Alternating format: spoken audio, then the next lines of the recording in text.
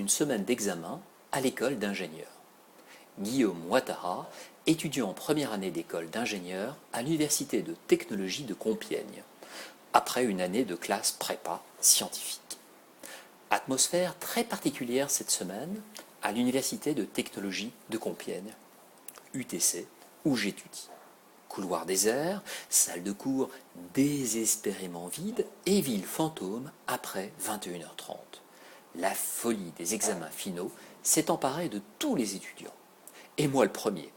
Pendant une semaine et demie, ça a été le branle-bas de combat. Révision fébrile, nuit bien trop courte et stress de dernière minute. Cette période m'a quasiment ramené aux heures les plus sombres de mon année de maths sup. La fin du contrôle continu. Il faut dire qu'en intégrant une école d'ingénieur cette année, j'ai quitté le contrôle continu. Adieu devoirs surveillés hebdomadaires, interro écrites et attentes fébriles durant la distribution de copies. C'est un véritable choc par rapport à la prépa que de voir que l'on peut apprendre, acquérir des connaissances et les retranscrire sur une copie sans pour autant devoir subir un stress et une pression quotidienne. Non, il n'est pas forcément nécessaire de se faire humilier toutes les semaines pour résoudre efficacement des problèmes de maths. Une véritable révélation pour moi. Une atmosphère de concours. Toutes ces joyeusetés ont donc été remplacées par une immense salle d'examen, des rangées de tables à perte de vue et des copies semblables à celles du bac. J'ai eu, durant une semaine, la curieuse impression d'être en train de passer un concours. Bon, je tiens à préciser que, contrairement au concours, les étudiants ne se lançaient pas des regards inquiets et suspicieux toutes les 2 minutes. Pour autant, la plupart des désagréments liés à cette forme d'évaluation étaient présents. À commencer par le bruit incessant pendant les épreuves, le bruit du papier qui gratte sur la feuille, de la page qu'on tourne, du brouillon qu'on froisse, du stylo qu'on tapote nerveusement contre sa table, mais aussi le bruit de la porte d'entrée qui s'ouvre et se referme au gré des sorties en avance, de la pluie qui tambourine sur le plafond du gymnase où l'on est parqué, et des sirènes de voitures de police qui passent dans la rue. Bref, une véritable cacophonie qui tranche avec le silence studieux des élèves. Une organisation millimétrée. Un autre désagrément de cette évaluation finale, c'est l'organisation très stricte qui empêche de déborder sur le temps. Si même en prépa, il m'était possible de grappiller 5 ou 10 minutes supplémentaires pendant les devoirs surveillés, ici, pas question de dépasser l'horaire.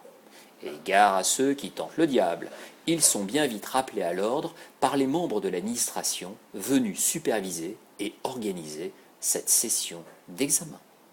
Les « non monsieur, c'est terminé » et autres « dépêchez-vous, on doit préparer la salle pour les prochaines épreuves » ont eu raison des plus téméraires d'entre nous. Des personnalités atypiques. Et puis bien sûr, il y a ces personnalités atypiques que l'on ne rencontre que durant des examens. Comme cet étudiant qui, après 15 minutes, à lire le sujet de chimie, se décide à quitter la salle sans avoir répondu à une seule question. Ou bien cet autre venu avec son sandwich et sa boisson, histoire d'allier l'utile à l'agréable. Plus dramatique également, il y a cette jeune fille arrivée avec 1h30 de retard à l'épreuve d'informatique, et dont on se demande vraiment ce qu'elle va pouvoir faire en seulement 30 minutes. Difficile après ça de regretter la pression de la prépa. On sort d'une telle semaine lessivée, épuisée, avec l'impression d'avoir tout donné pendant quelques jours. Et c'est là, à mon sens, tout l'intérêt des examens finaux. Pouvoir donner le meilleur, ou parfois le pire, de soi-même sur un court laps de temps. Car contrairement au lycée et à la prépa, où l'on va en cours avec toujours la petite appréhension de la note, à la fac, dans une salle de classe, on ne fait qu'apprendre. Un de mes camarades me disait d'ailleurs, ce que j'apprécie avec ce rythme, c'est qu'il laisse plus de temps, en dehors des périodes d'examen, pour approfondir et comprendre son cours sans subir une pression excessive. Et il est vrai que bien que la sanction du crayon rouge ne soit pas omniprésente dans notre quotidien étudiant, un travail considérable doit être fourni tout au long du semestre pour comprendre les cours et effectuer le travail demandé. D'une certaine façon, On peut dire que si le rythme de travail diffère par rapport à une évaluation continue, l'intensité du travail, elle, ne diminue pas. Bien au contraire. Bon, la prochaine épreuve, désormais, c'est la découverte des résultats. Mais ça, c'est une autre histoire.